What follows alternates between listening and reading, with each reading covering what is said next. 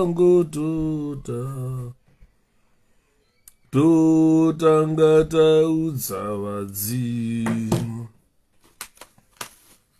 tisati tabinda ona ndiko kuseri kwajamisa ndiko kune midzimu yedu ndiko kuseri kwajamisa ndakumba atete black code zviri sei Ashley Mulambo atete makadini Henry Msikawanhu mukoma Henry makadii ndaswera mukoma wangu maswera sei vana veZimbabwe ndakumba manje mana ndiri vuu chinza mukanya hanzi nyoka musango oyere ayeyere oyere manheru mukoma benji zviri sei ndakasimba zviri kufamba here mukoma Fred Sibs zviri kudini regai nditi manheru akanaka kuvana veZimbabwe nguva yamakamirira ndiyoyi yandachitaura ndikati ayo kana ndachinge ndasvika kumba we don't take time hatiri kutora mukana nguva yakanyanya yevanhu teida kuti mukoma lavhu momeza mazvita mukoma lavhu ndima ndaleta mukati mhanya ushepard unoona mashura mukoma obe zviri sei Stella atete makadii Clemens tapfuma zviri kufamba here mukoma Clemi regai ndikurudunurirei nai ndamuswa kuseni ndikati kuseni masikati bhozi nandakarara zvikana mukoma lavhu momeza zvikanzi mushapiro ndikati blazi zvikanzi enda unoona mashura hanzi registered vote manhero akanaka mukoma Elias Hurua zviri kudini zvikanzi mhanya unoona mashura mwana wamai hausati waona mashura ndikati mashura eko iwayo zvikanzi enda unoona kune press conference iri kuitwa ndikati press conference zvikanzi ndikati hungwe zviri kufamba here great job thanks mukoma Joseph ndikati press conference zvikanzi chokwadi Shepard mhanya unoona ndamuka ndikati vanasarara kupfeka mukoma Fidza zviri sei nyasha mukungwa zviri kudini mukoma Patterson zviri sei ndamuka ndikamhanya kunosvika paya ndipewo link ndinoona mashura wanike hekani waro shura shairi kufa kwamai hamukadzi unorora nai mane rakanaka Pride chinyama zviri sei mukoma Pride Marvelous Moyo Humphrey zviri kusei Inogrizidzo Jad zviri kudini Laureate Mapie zviri kudini Patricia B Douglas mama amai vangu nyakubereka nyakuyamwisa makadii Peter Pikes how are you Mr. Pike registered to vote for 𝗖𝗵𝘃 Tinashe Bishop ngatikwanei vanhu 100 ngatikasirei let's share this I am going to dwell on people's opinions today. Citizens for Coalition Change. Citizens for Coalition Change or Citizens for Coalition or Citizens Coalition for Change, whatever you call it. Inotungamirwa na President Nelson Chamisa. Natopedza hanzi mahumbwa ayo Yuda taurai mukoma wangu mukoma Francis Mangwiro zviri kusei ndakasimba hanzi mhanya unoona mashura Shapiro ndikati kwaita shura rei mukoma lavhu momeza vandimutsa hanzi mukambo Yuda usarara kune mashura ugu kune zviri kurira ameno zviri kuridzwa kunzi ipfutere kana chii ameno zviri kungoridzwa muZimbabwe mhanya nekukasira ndobva ndamhanya jembere zviri sei mwana wamai mukoma Yuda ndakasimba tite Regina muri sei mukoma Yuda tanaka zviri kufamba here ndeipi ndakasimba ezvinezvi tatanga nenguva tatanga na 8:30 9:30 takupedza and hatichada kutora time yevanhu takuda kuti gaga kuti mapresentations edu ave short tichitaura chinhu 1 nguva imwe chete nyaya yandiri kutaura panapa inyaya yepress conference yaitwa naThokozani-Kupe sezvo muchiziva mese kuti Thokozani-Kupe vai-leader function yeMDC yainzi MDC Thokozani kwaive nefunction yainzi MDC Tsvangirai kukazouya function yainzi MDC Mutambara and munoziva mese kuti vachamisa kuti vazosvika pakuita political party inonzi 𝗖𝗵𝘃 zvakanga zvabva nekupi zvakanga zvabva nekuti regai ndipfeke bhareta titaure zvinhu zvine chidzamo takapfeka brr ndiko ndiko seri kwachamisa ndiko kune midzimu yedu ndeko kuseri kwachamisa ndeko kune midzimu yedu tisati tapinda musango tota taudza vadzimu tisati tapinda musango tota ngataudza vadzimu ndiko vachamesa ndeko kune midzimu yedu tisati tidapinda musango tota ngataudza vadzimu.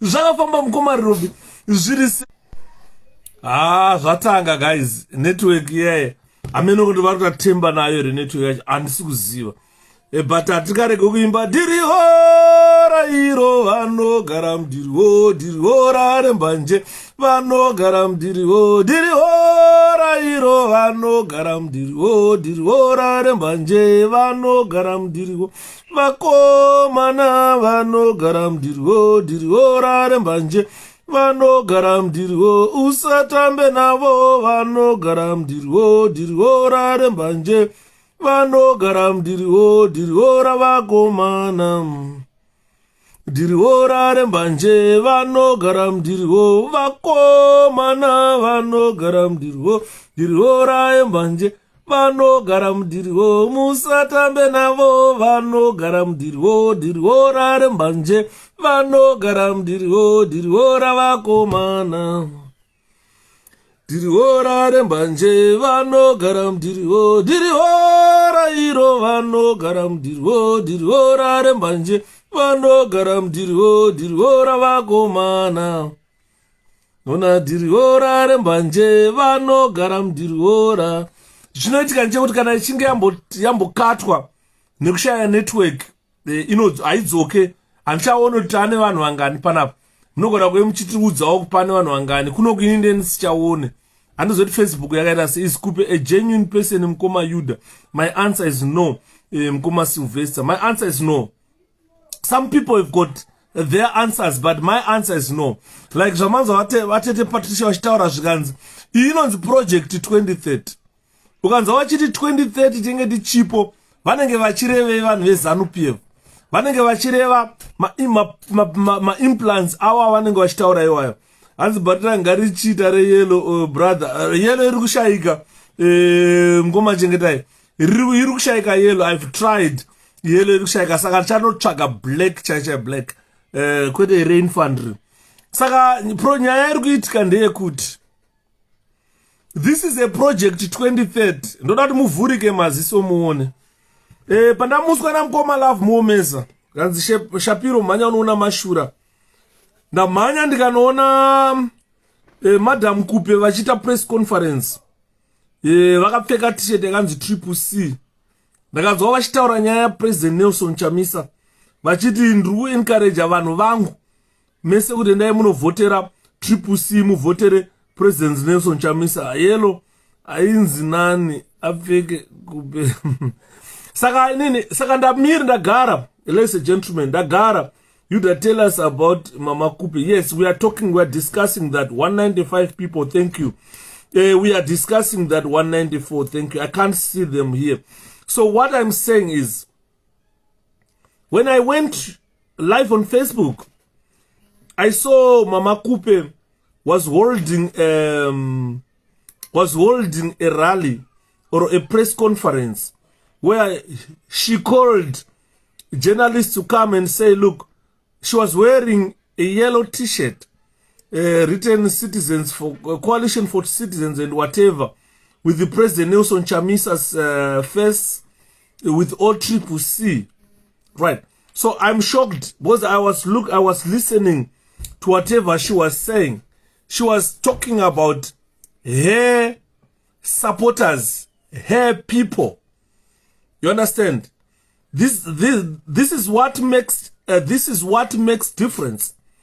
She was talking about her people. She was talking about her supporters. If you listen to President Nelson Chamisa speaking with you people, he does not say my people. President Nelson Chamisa said the coalition of this political party, the coalition of citizens, your political party, the people's political party. He does not say my people. He doesn't address you as my people. You understand? So if a leader comes to you, address you as my people, obvious that leader is a cult leader. Is someone, because I can't imagine that some people in Bulawayo are being owned by an individual. This is what I'm, thank you so much. We have got people in Zimbabwe being owned by individuals. An individual is coming to you and say, my people, you are someone's person. Let's cut that umbilical cord. Let's cut it completely. We don't belong to any person. We belong to Citizens for Coalition, Citizens Coalition for Change. We don't belong to any person. The political party that we belong to is a political party that is being led by President Nelson Chamisa. So I heard President Nelson Chamisa said this leadership of this coalition for change is coming from the people of Zimbabwe. I want people of Zimbabwe to mark my words. Someone was seated with the probably members of the Central Intelligence Organization, with the probably members of the Police Internal Security Intelligence. They were sitting listening attentively. That President Chamisa is clear here that the leaders of this political party are gonna come from the people of Zimbabwe. That means you are the people of Zimbabwe. You are the people who are going to elect leaders to fill in the positions of the interim committee that is holding positions at this juncture. So someone has seen a gap to say, okay, I've destroyed my political career. If I've destroyed my political career, there is a gap that the leaders of this new political party 𝗖𝗵𝘁𝗶𝗶 are gonna be elected by the people. Be very careful. This is where the issue of money is going to exchange hands. This is where corruption is going to creep into our political party. Because someone has got very rich sponsors in ZANU-PF. She's gonna use these khaki envelopes, khaki envelopes, fat khaki envelopes to say, look, I want to be vice president, or I want to be a women's chair, or I want to be a chairperson of this political party, trying to fight Tabita Kumalo. So there is going to be exchange of money, corruption. Some people are going to be bought with money to say we need Makupe to be voted into the executive, this and that. So I am warning the people of 𝗖𝗵𝘁 that, look guys, inini ndonzi mafira kureva kana ndichifira chokwadi regai ndifire chokwadi. If someone will kill me because I've said the truth, let that person go. Let that person kill me because I've said the truth. If it means some people don't want me to associate with the 𝗖𝗵𝘁, I can remove myself from there. As long as I see that what is happening is not about the liking of it's not the liking of the people of Zimbabwe. So let's be truthful here. Thokozani Kupe does not own anyone. The address, I listened to her address where she was urging her people. We don't want someone to bring her people to us. If there are other people who are not yet 𝗖𝗵𝘁 supporters, you make your own decision. Don't be brought by a politician. Make your own decision. We made our own decision to be associated with the 𝗖𝗵𝘁. If you are following an individual to 𝗖𝗵𝘁, then you are in the wrong part. You are in the wrong part. You are in the wrong part. We don't want people to say, I've come to join 𝗖𝗵𝘁, I've brought my people. We don't want your people. We don't want that. If you bring your people, you are bringing people who are paying allegiance to you. In the event that you start your dramas, we have seen dramas since 2017 in the MDC. And if you start those dramas in 𝗖𝗶𝘁, your legion of fans will follow you. We don't want someone with a legion of fans who will follow her when things go wrong. You understand? We need someone to bring his or her heart to 𝗖𝗶𝘁. Don't follow someone. Don't be led by someone. You don't belong to anyone. You are a Zimbabwean. You have the right to belong to any political party. I listen to a lot of nonsense, a lot of rubbish coming from some of Zimbabweans who are telling us that we need her votes. She doesn't own people. You understand? She doesn't own people. She doesn't have people. If you come and say, I've got my own people, then you are in the wrong part. We don't want to follow leaders. We are not a clique. We are not a cult. We are not ZANU-PF. You know, if Mugabe is removed, then some supporters are removed. 𝗖𝗵𝘃 is a political party that belongs to you, men. 𝗖𝗵𝘃 is a political party that belongs to the people of Zimbabwe.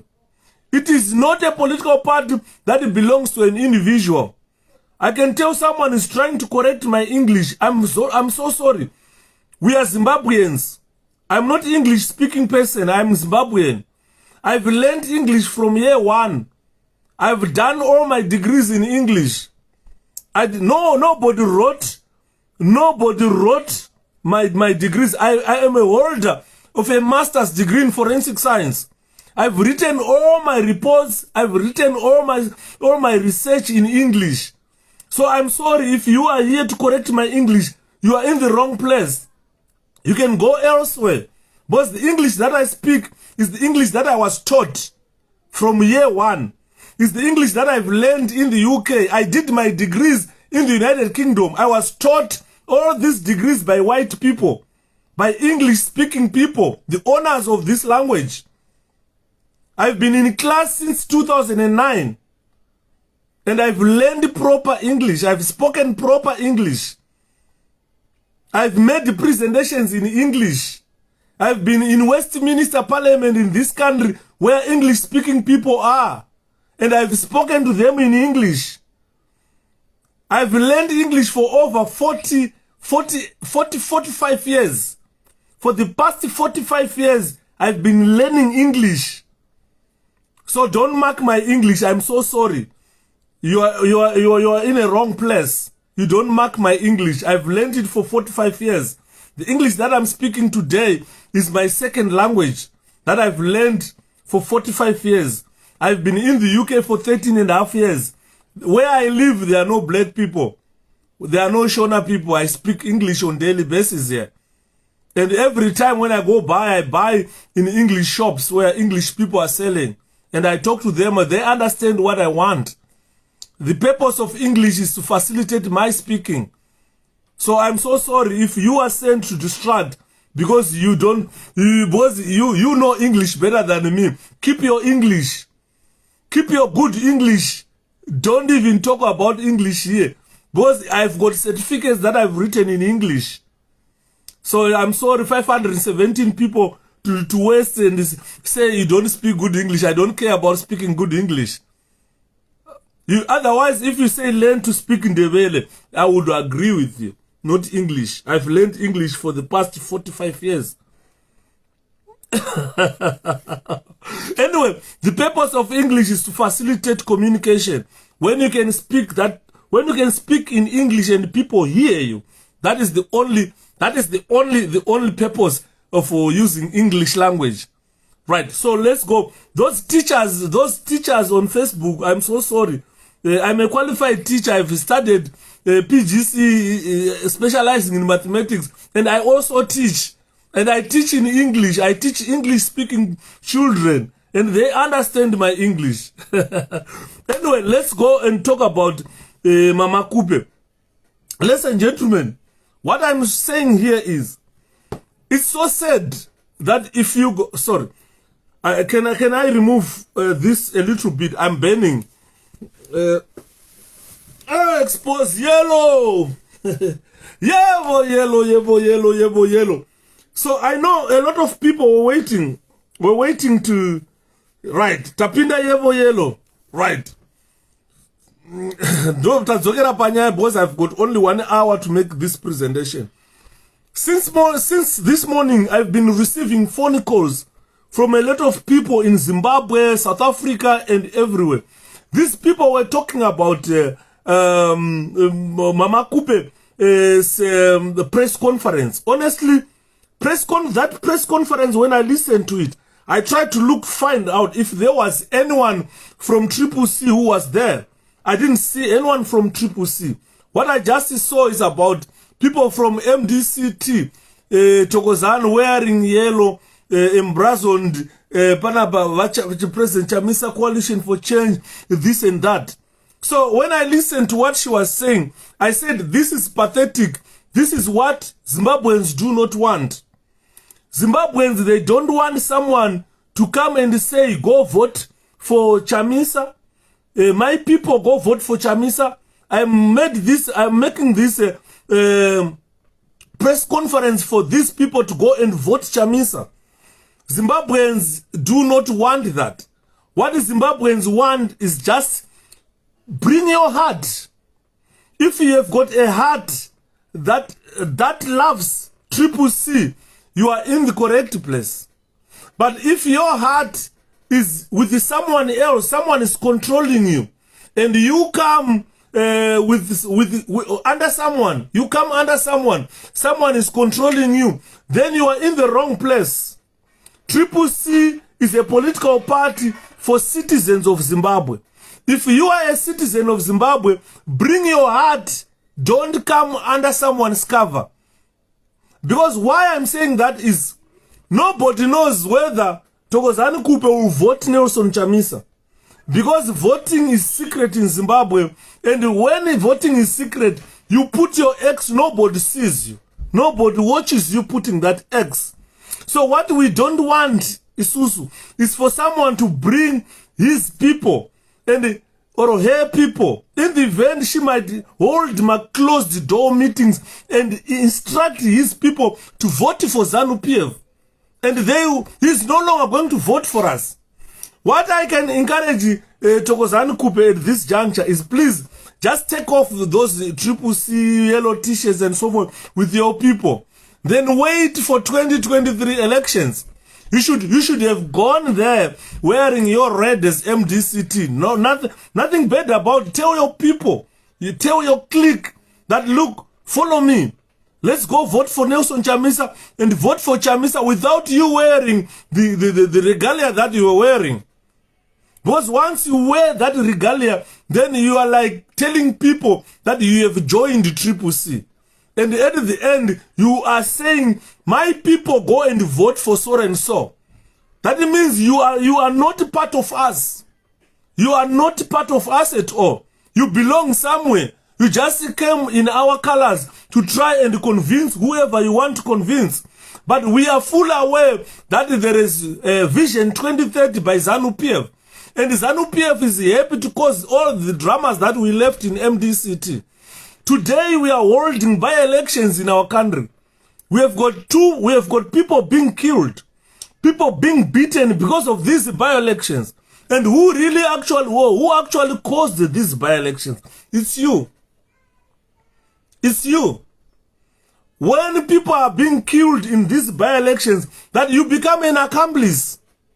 Because if you were not there, or if you did not cause, or if you did not recall members of parliament, today we shouldn't be holding any by-elections.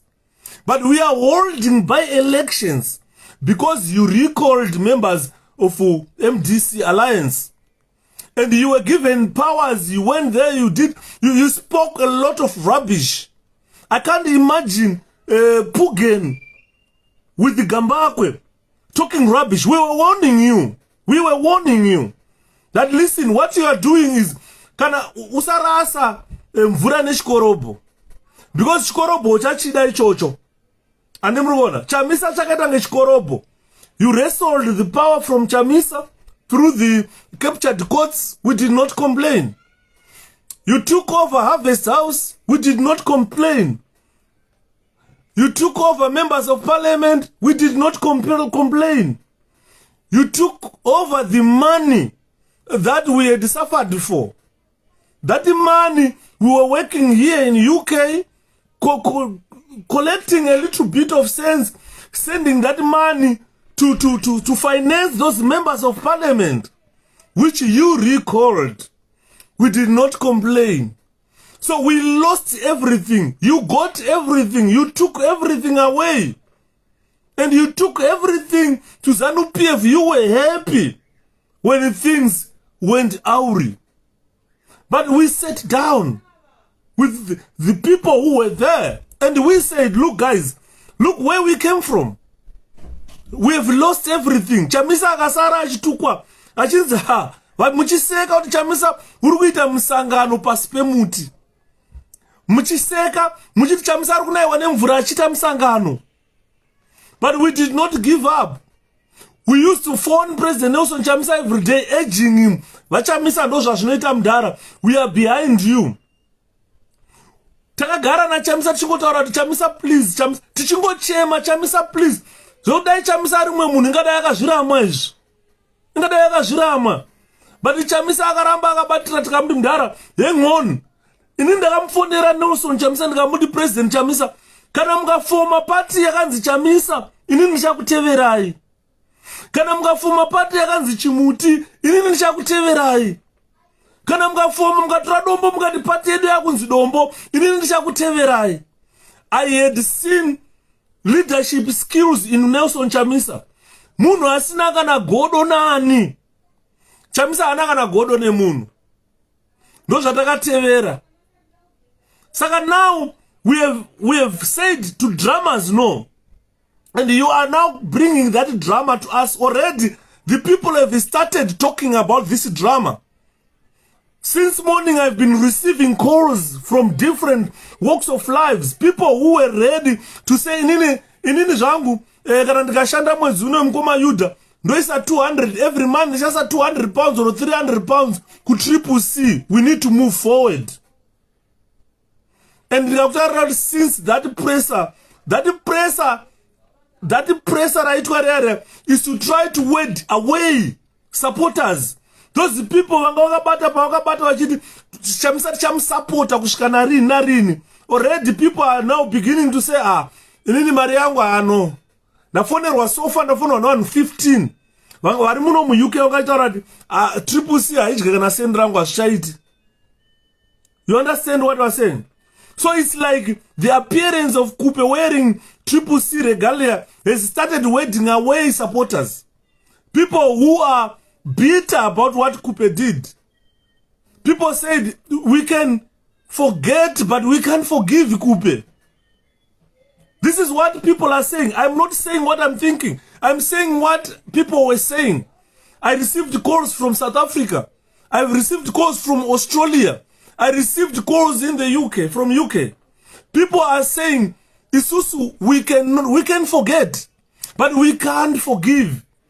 Because during the campaigns for this by-election, we lost Mboneni Ncube. It is an unnecessary death caused by Thokozani Kupe, who recalled members of parliament, elected people. You understand? I can still remember very well. Now, I don't think Panaba when President Nelson Chamisa died, when President Changirai died, Vachamisa vakamira, vakabata maiki, vakatadza vakashaya pekubuda napo muHarvest House. muHarvest mama akazara, Chamisa couldn't get out. Kusvika vakomana vesecurity vatozoboora buri rekuti vachamisa vakwane kupinda vaadrese vanhu. You understand? Vachamisa vakabata maiki, vakataura vakati mai Kupe mune zita rakanaka zvikuru, uyaiti kupe zanu, vamudzuri uyaiti dzure zanu. Guys, what I'm saying here, I've got pain inside my heart. Today, what I'm saying today, ingadai ZANU-PF was gonna be history in 2018. ZANU-PF was going to be history in 2018, believe me. By now, we should be talking about a former ruling party in 2018. We had all the arsenal to shoot down ZANU-PF. We had everything that Tsvangirai had given us to make sure that ZANU-PF will lose. ZANU-PF, we will lose that election. By now, 5 years down the line, we should be saying, former ruling party ZANU-PF. But the likes of 𝗖𝗵𝗺𝗀𝗀 saw it fit that ZANU-PF should never go. And now, ZANU-PF has got a 2030 vision, which they are now sending her back to come and cause dramas. We don't want dramas in 𝗖𝗵𝗺𝗀𝗃𝗃. We left dramas where? We left dramas in where? In MDC. Chirurwadza ndechekutaura kuti tiri kuviga vanhu vari kuuraiwa neZANU because by-elections atiri kuenda. By-elections akaitwa nekuti vanhu vakatanga takaelecta kuti vapinde muparliament, they were recalled by 𝗖𝗵𝗺𝗀𝗃𝗃. After they were recalled by 𝗖𝗵𝗺𝗃𝗃, she filled the parliament with their friends and relatives. Friends and relatives MDC 𝗖𝗵𝗺𝗃𝗃 ndo vakanozadzana muparliament, vana Musarurwa, hama neshamwari ndo dzakanozadzana muparliament. Dai vari vanhu vakasarudzwa nevanhu kuti ava vanhu ndo vatoda kuti vapinde muparliament, takati sina problem nazvo. Saka nyaya yevamwe vanhu vari kufunga kuti hanzi 𝗖𝗵𝗺𝗃𝗃 ari kuuya nevanhu vake, that is wrong. We don't want that. Apana uye zvine zvekutaura kwandiri kuita, there is no one muZimbabwe aroda kuti 𝗖𝗵𝗺𝗃𝗃 auye nevanhu vake. Kana kune vanhu vakasara kwaThokozani-Kupe vanoda kuuya kujoina 𝗖𝗵𝗺𝗃, uya wega nemoyo wako. Usauya wakaberekwa naKupe. In the event yekuti Kupe asvika kwekashaya chinzvimbo, achakutakura futi oenda newe. Tine mapenzi akada sana Pugeni. Tine mapenzi akada sana 𝗍𝗵 kwaBonzora. Tine mapenzi akada sana Yvonne Musarurwa. Usatera munhu. Usatera munhu kana uchiya kuTCC. Usaudzwa nemunhu. Usatera munhu. Nekuti madecisions achanoitwa iko kakarwadza munhu akakuunza, muchatakurana muchabva futi. Saka tinoda kuramba tichiputsa tichivaka. Patasvika patatotanga kuvaka foundation yakaitwa naPresident Chamisa. Saka takata kutosimudza chinhu chinonzi 𝗖𝗵𝗺𝗃𝗃 kuti chiende. Vatichiteererai munzwi. Nhasi ndareceiva 15 calls. Kune vanhu vanga vachiti vazvipira kuti inini kana mwedzi ukapera ndoisa 200-300 yangu kuTCC. Ande muri kunzwa? Ndoisa 200-300 yangu, vanhu vatakubata mari dzedu. Nekuti we cannot continue to sponsor dramas. For the past 22 years, we have sponsored dramas. Chiri kurwadza ZANU-PF ndechekuti makore esa MDC, kwaiva nema-MDC maviri. Ma-MDC maviri aishareana masupporters yekuti waiti ukaverenga iwewo muconstituency kuti MDC yekwaTsvangirai neMDC yekwaNcube, vanhu vacho iva vanenge vavhotera ma-MDC maviri, ukavaedha iwaya ese, ZANU-PF yanga isina kana siti muZimbabwe. Unoona opposition inonzi MDC ichisplita mavotes into 2. Vasplita mavote into 2, ukaedha ese mavotes ema-MDC ese ari maviri, ZANU-PF inenge isina kana constituency.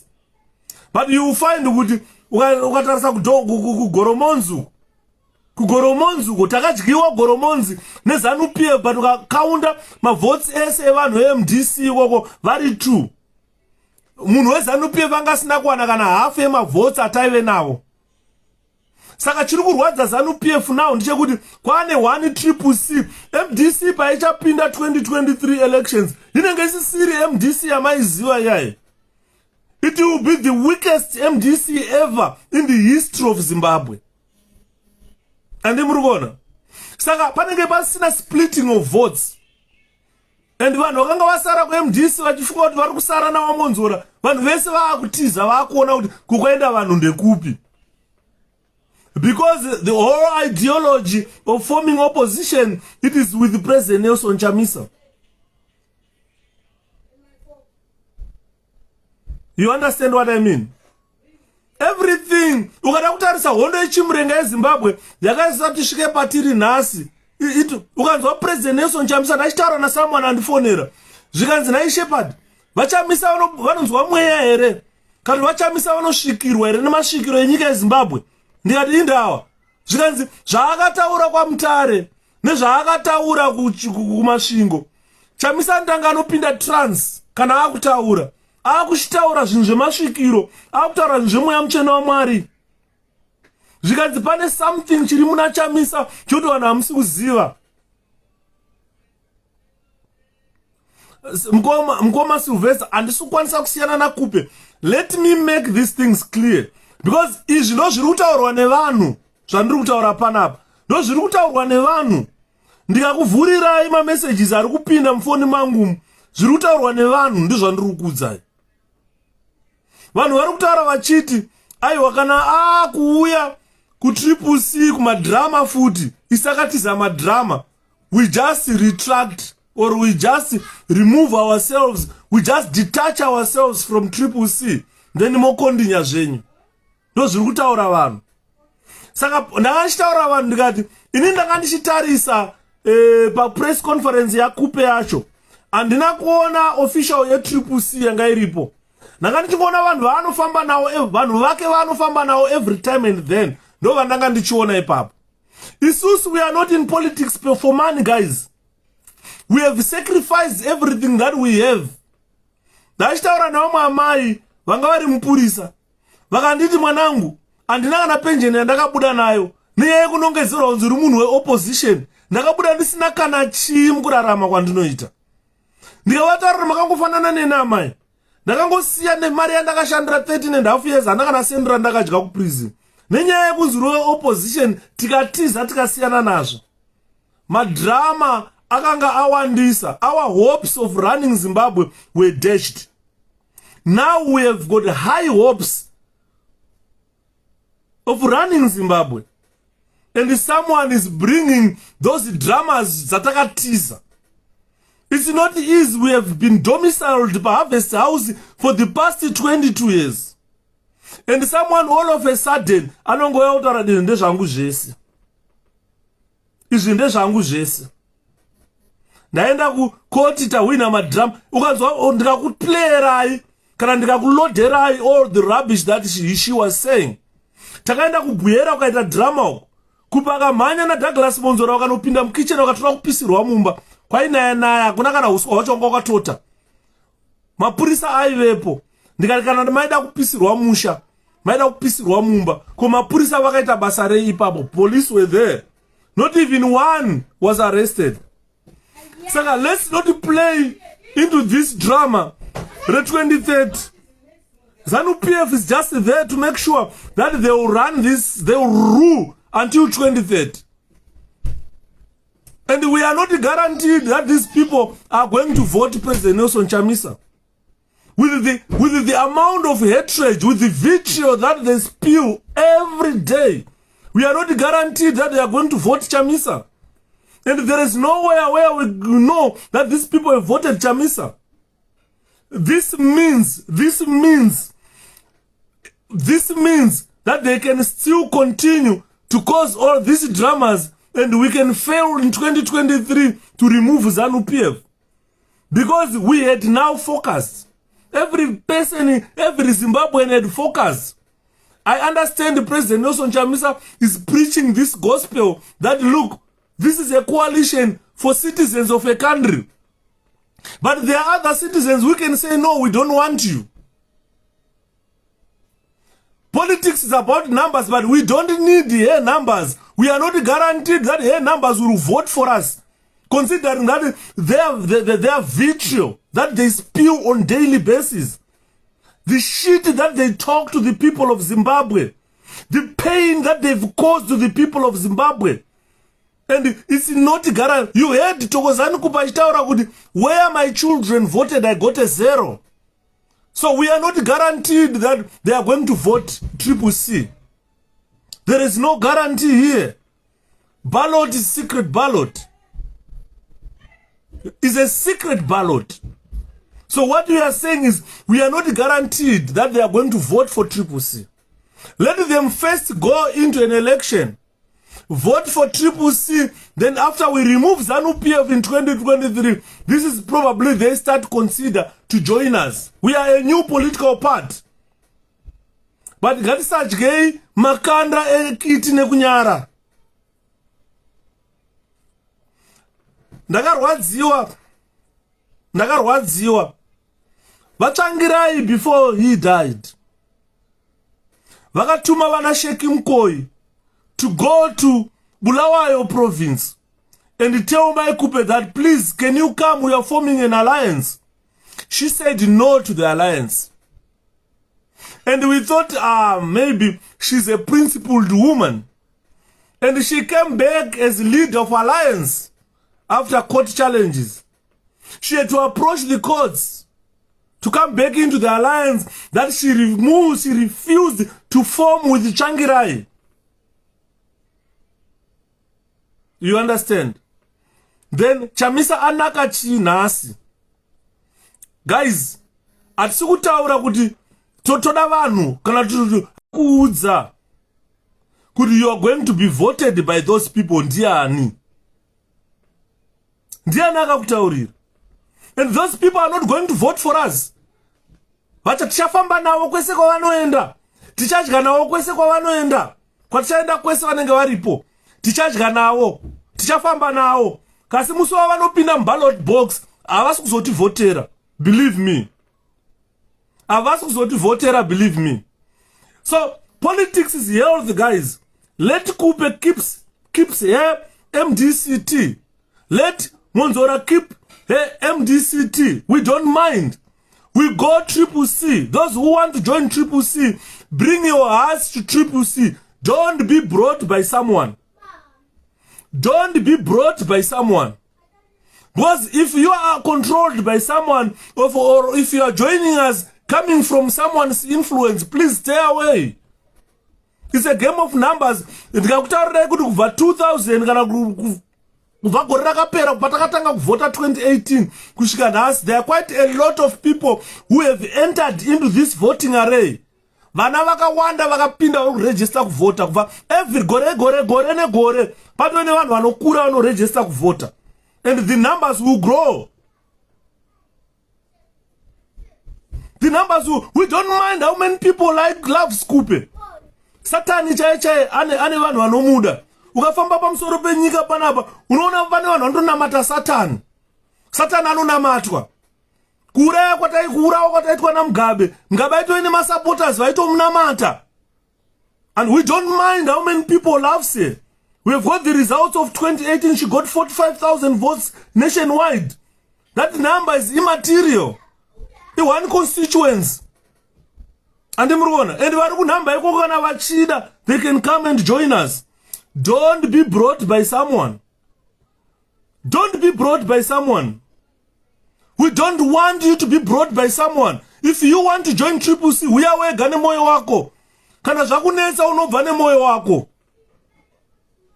Kana zvakunetsa unobva nemoyo wako. Usaunzwe nemwe munhu. Because kana wakuunzwa nemwe munhu iye akashaya zvaanoda, achakutakura achaenda newe. Isi patinoita tazara tozoona hatina kuzara. Tiri kuzadza maground, hapana mumwe munhu ari kutizadzira, tiri kuzadza tega maground. Dzimwe mari tiri kubvisa mari takagara panapa tichibvisa mari dzekuti ndingaruti ndinoda kuenda kwakati asi hana mari yebhazi. Tototumira mari yebhazi, enda shamwari unoatenda. Andinoona zviri nani kana tichiruza ma-elections acho toruza tisina Kupe. It's far much better. Zviri nani takagara ndikutaura panapa. Ma-MDC akagara ari maviri. Tichisplita ma-votes. Vatsvangirai vakavhura maziso vakaona kuti hazvibatsirezvi. Makore tinosvika 2030 ZANU chinenge ndichipo. Tichisplitirwa ma-votes. Why can't we come together? She refused. Chanaka chinhasi.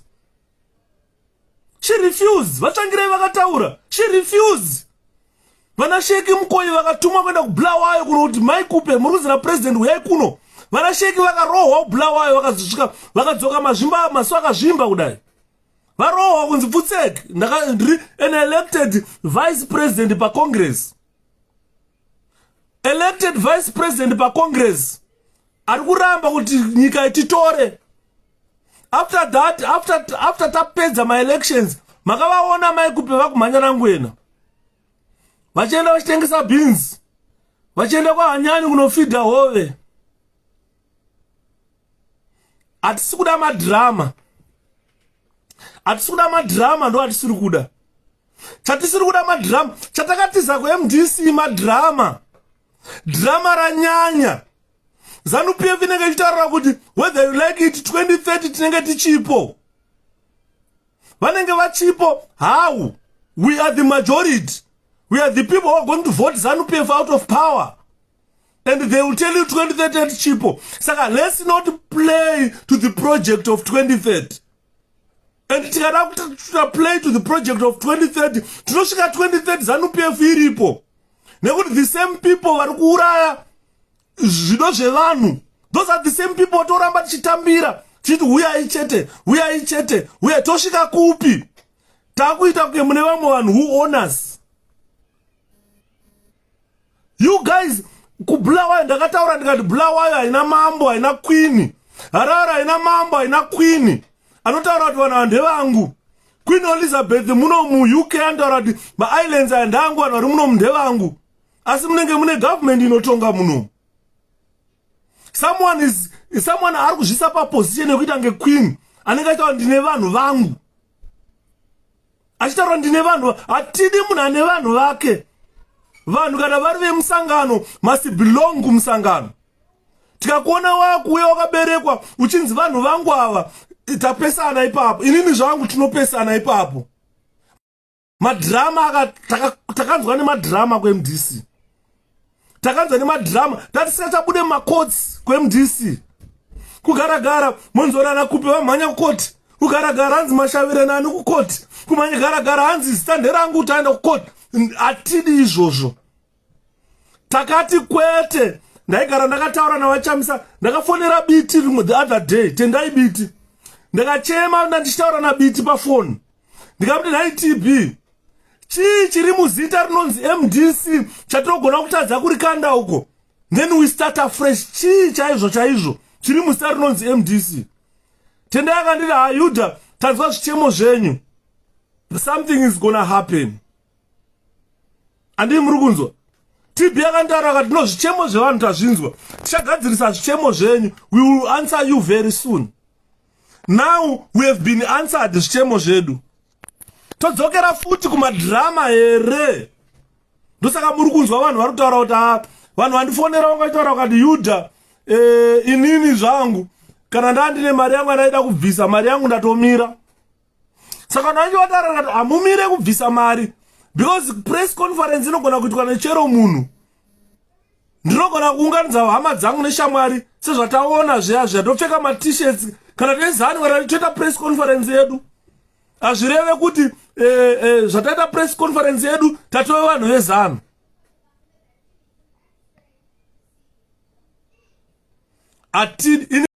Inini zvangu guys, inini zvangu it's a no.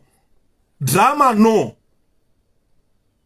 Kana mukune vanhu ezvo zvitinana ukatasa mama Kumalo unozwa musozi kubuda. She was recalled nakupe. Ukaona vana Lillian 𝗵𝗵𝘀𝗶𝗶𝗶 vojamba mudenga vachidzokera kuZANU-PF. She was recalled nakupe kurwadziswa. Ndakaona inini Prosper Museami musi unoyu kuti munhu akanga awina constituency avoterwa nevanhu thousands and thousands of people. All of a sudden akudzoka futi kuvanhu akuchema ndivotereiwo. Zvakonzerwa nemunhu wani.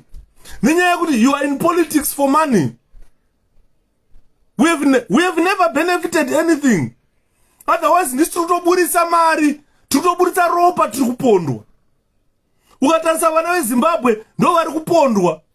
Vana veZimbabwe ndo vari kuburitsa mari yekuti musangano ufambe.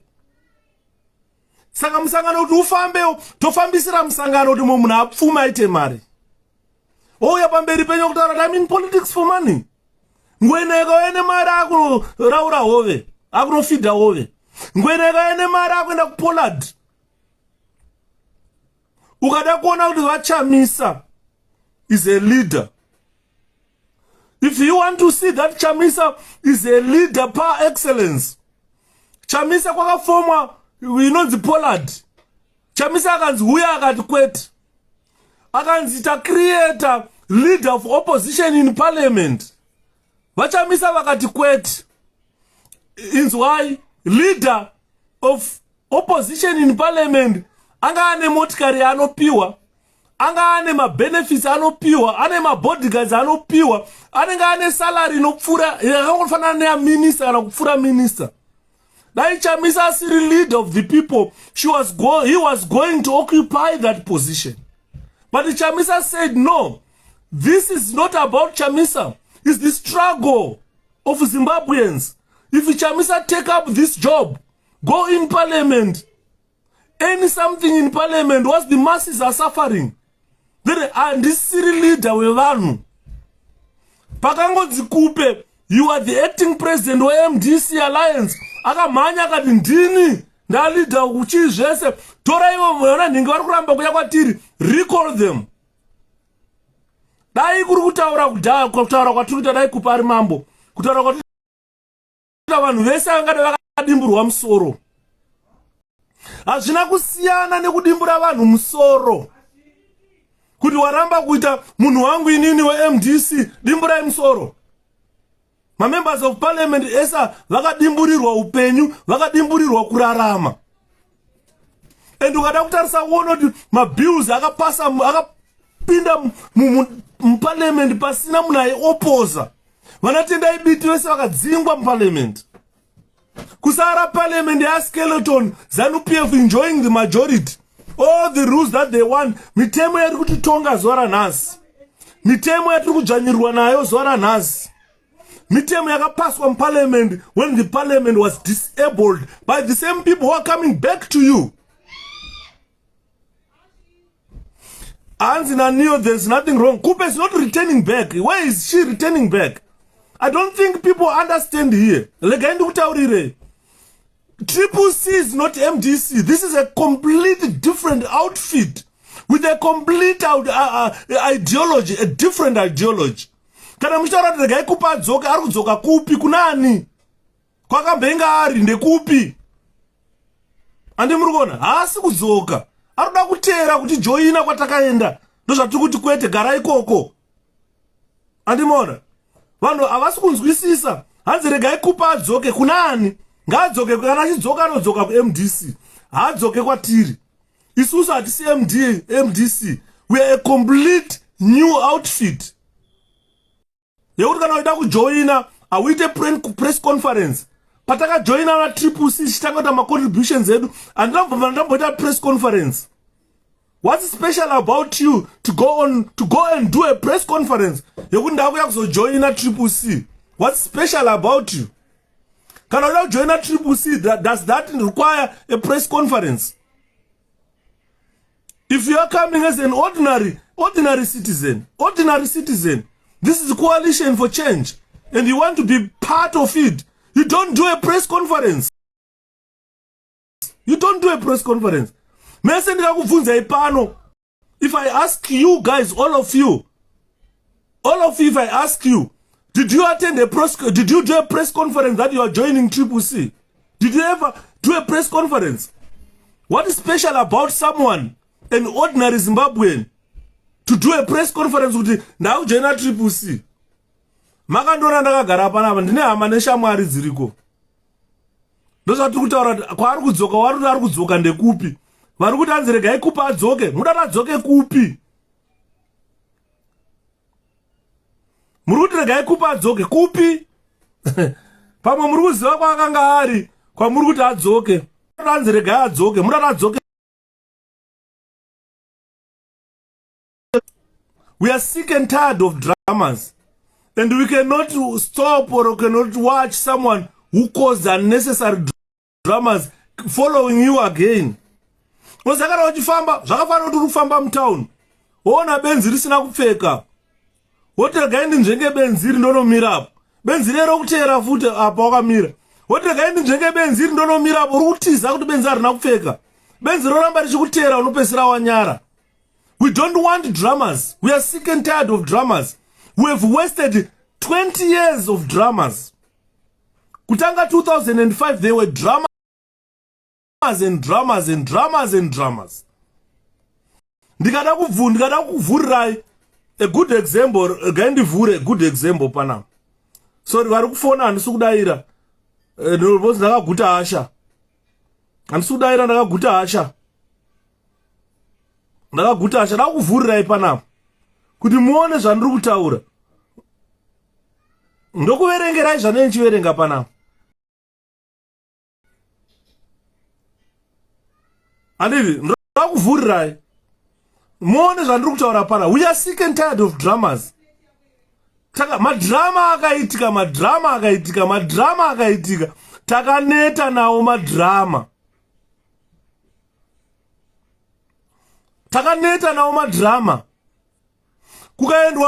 Kukaendwa kuBulawayo. Vachida kutora provincial head office yeBulawayo. Vanhu vakatemwa vakaita zvirema. Ukataurira munhu akaitwa chirema naKupe 2018 2017. Munhu akaitwa chirema naKupe ukataurana ukamuudza nhasi unenge is an insult to those people. It's an insult to those people. And everyone, we don't want an insult. We definitely don't want an insult.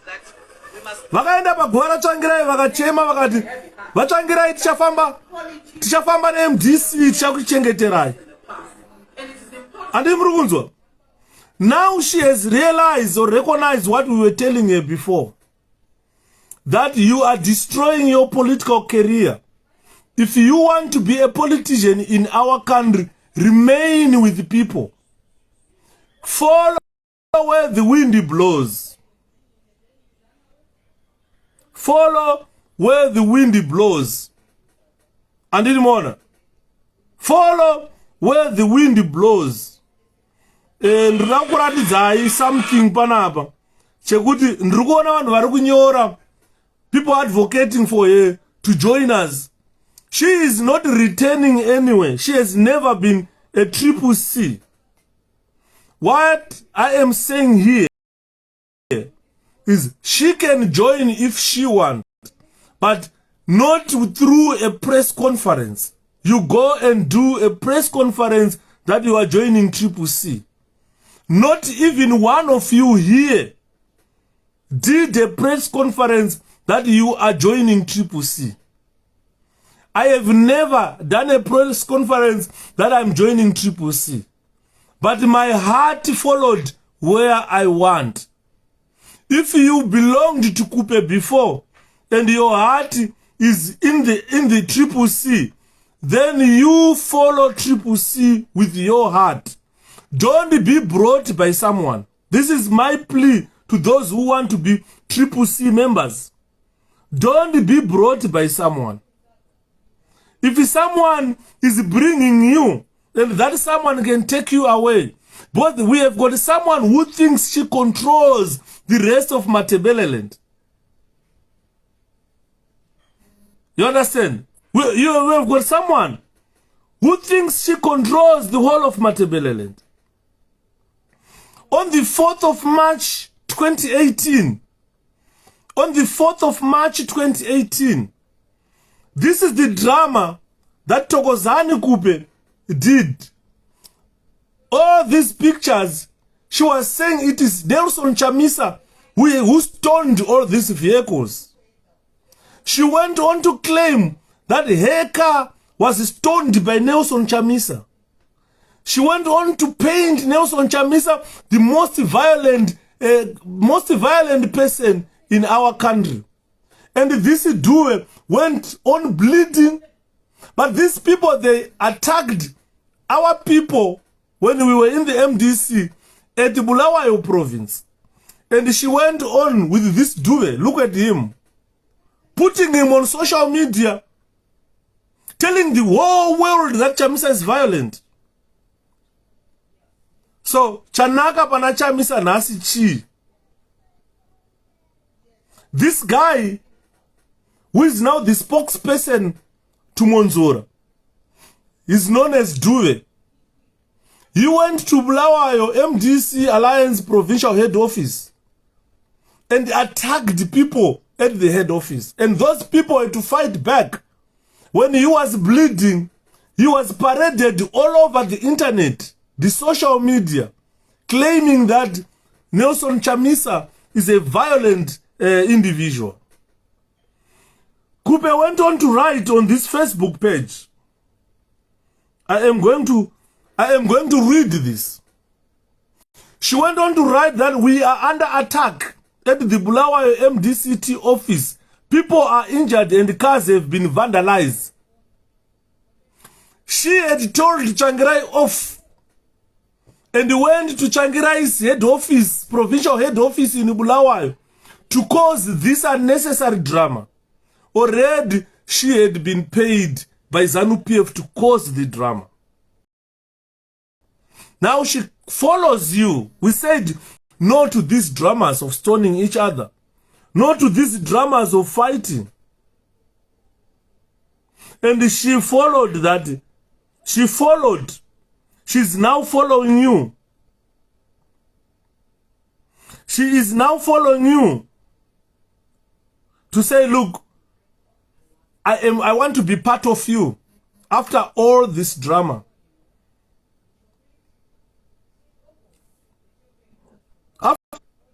She said Chamisa does not follow constitution. Chamisa is there unconstitutional. Zvichemo zvedu zvinosvika wakomana. Musambotya zvenyu, zvichemo zvedu zvinosvika. Zvichemo zvinosvika. What I am encouraging people here is, if you belonged to Kupe, and you feel that you want to be part of the citizens, just pack your bags from Kupe and bring your heart to the citizens. Don't let someone control you, bring you to the citizens. When she doesn't get what she wants, they pulls you out of citizens. Then you become like a zombie. You are not a zombie. Don't be controlled. I said Bulawayo does not have a chief.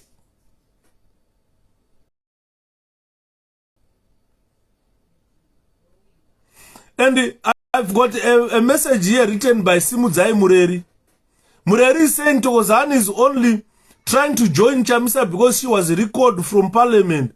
When she was with Douglas Monzora recalling Tabitha Kumalo, she saw nothing wrong with it.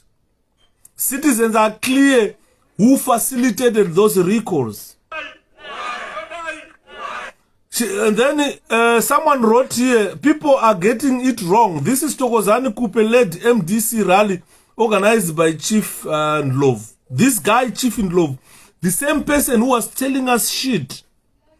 The same people who were castigating Chamisa, who were spewing vitriol on social media. And in Murwana. So this is not, and the relationship between Thokozani Kupe and Douglas Monzora has come to an end. And she has been left without a home. She's someone looking for a home. I would advise Madam Kupe to go back to MDC. Go back, iron out your differences with the other drama, with the other with drama actors. Amotima mama actors agasara ku MDC ana komichi. Go back there, iron your differences. Form a formidable party with the whoever is there. And leave your victim. We are victims. We are victims of Thokozani Kupe. We are victims. This is why you see now people writing. This was written by Honorable Chris, 5 January 2021. Paul Matawire once said in one of his songs, pane mudzimu une usimbe kuramba tine kuda masese. One cannot help drawing similarities with 𝗖𝗵𝘺𝗶𝘀. She was a president of her own political party, MDC Toko, until she got too ambitious and too greedy so much that she wanted to be president of another political party. Now she has just earned herself a vice president of a Mickey Mouse party, which she has been fired again. You understand? Then someone went on to say, you still remember this drama? Dad, where's the other charger? If you remember this drama, it's not charged, Ashi. There's the other charger upstairs. Okay, go put it, go give him mom. This is drama. You still remember this drama?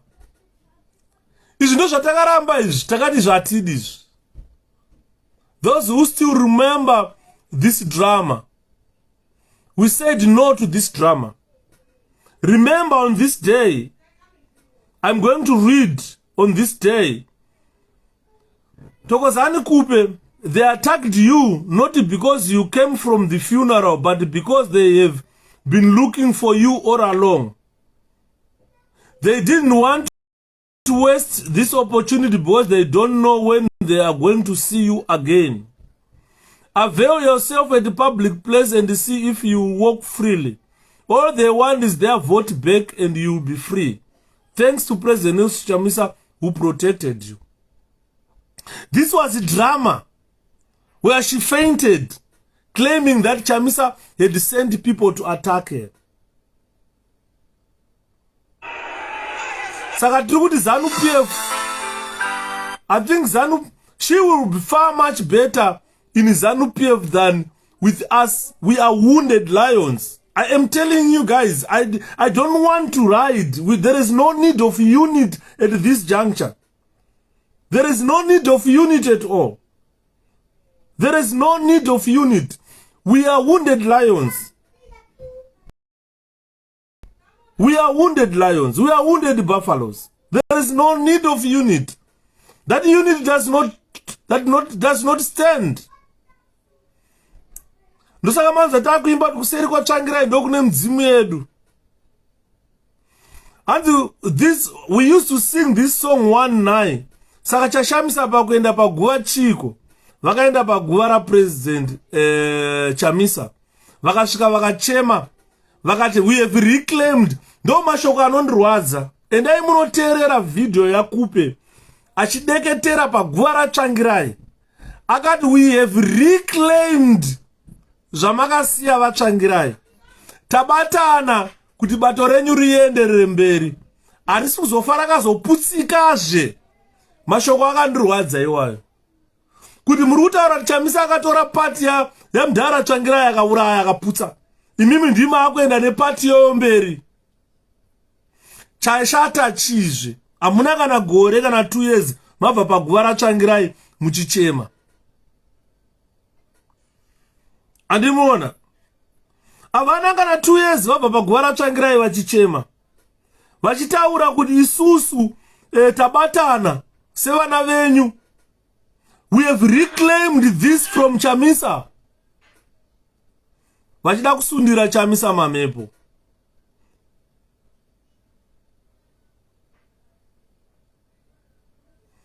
Pakazonyorwa na more boys bunets. No need. Why giving a relevance? We need, it's not giving someone relevance, but this is what is there that needs to be discussed. Why I'm discussing this? It's because a lot of people have been phoning me saying Kupe kana achinga adzoka ku 𝗖𝗵𝘺𝗃, that's it. Isusu hamuchatowane ikoko. We would rather go independent. And those people are ready to sponsor independent candidates. We have been working with a lot of people here who are trying to help our candidates back home. But they are not going to help candidates where a dramatist is. We are fed up with the dramas, political dramas. We have been in opposition for 22 years. 2018 was an opportunity to remove ZANU-PF. And we failed to remove ZANU-PF, and they facilitated rigging. Imagine vakanobatana nana Kupe, vakabatana nana Komichi nana Monzora. The same people who stopped our victory, who made sure that our victory is stolen. And just a few months to go to general election next year, we restart all those dramas. People of Zimbabwe are tired. People of Zimbabwe are tired. There is no unit. We have been united in 2000. We tried to unite people in 2017. And they refused. Until today, they don't want unity. So if someone is saying unity, you are insulting our conscience, you are insulting our intelligence. We are tired of dramas. This is why 𝗵𝗶𝘁𝗶𝗶𝗀𝗲 wrote on 𝗡𝗲𝗹𝗀𝗀𝗀𝗃𝗀𝗃 war in June 2016. Zimbabwe has produced in the past powerful women politicians. It is a fact, and we can't run away from that fact. 𝗡𝗲𝗹𝗀𝗀𝗃𝗀𝗃 is the worst politician in the history of Zimbabwe. She destroys legacy left by former women leaders. Failing to answer critical questions during yesterday's press conference was just a disaster.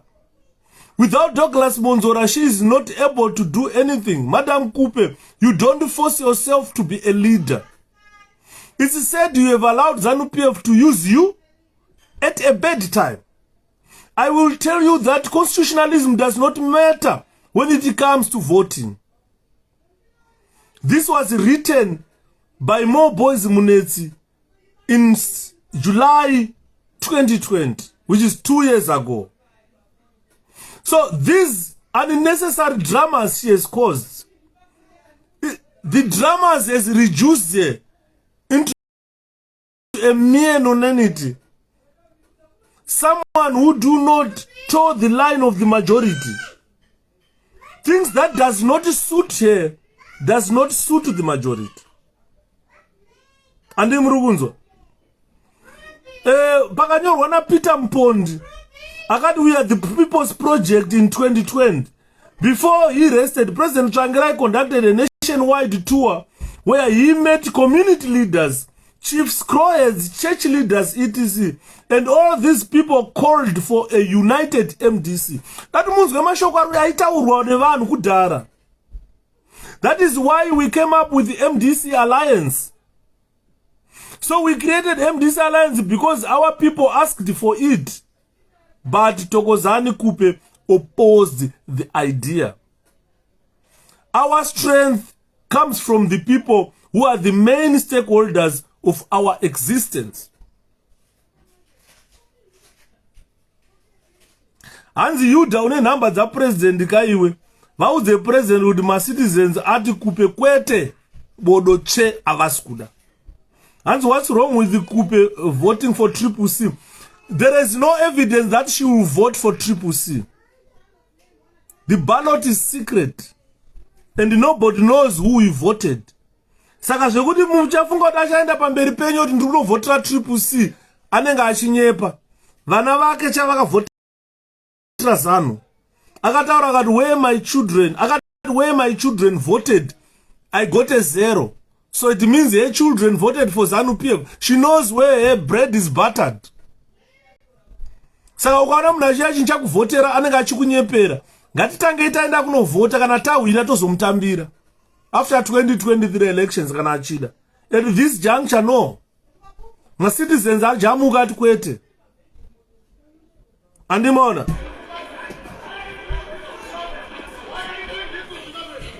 Can you Ashikana, but I'm on now you. Hey.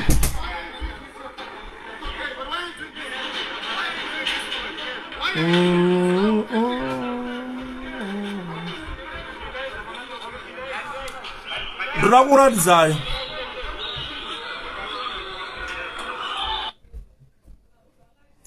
iPhone ichanetsa. Chigaro chacho at stop.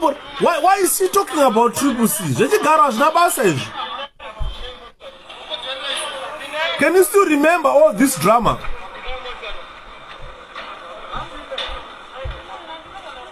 Can you guys still remember all this drama?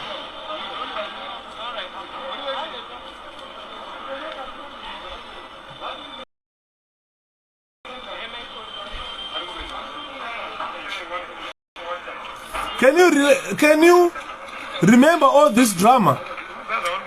Ndibitu ya kutakurwa.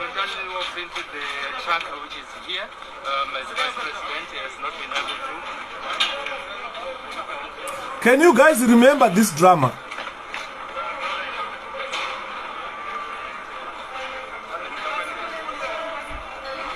If you can't remember this drama, then you might think she's innocent.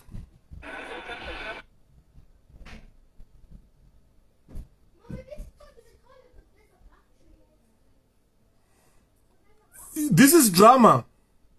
Ratakasiya tikati atichadi kuMDC. Pakazonyorwa na 𝗖𝗵𝗺𝗀𝗀. 𝗖𝗵𝗺𝗀𝗀 wakanyora vakati maZimbabweans munondishamisa chose busy bogus doctor. And what about 𝗡𝗲𝗹𝗀𝗀𝗀, who is in parliament fraudulently? Was he still, despite being rejected by the voters? Why should we be surprised by his bogus doctor? She was rejected by the voters. No to drama. My citizens are about no to drama. My citizens vati kwete ku drama. We are sick and tired of drama. My Zimbabweans vati kwete zve drama havachadi.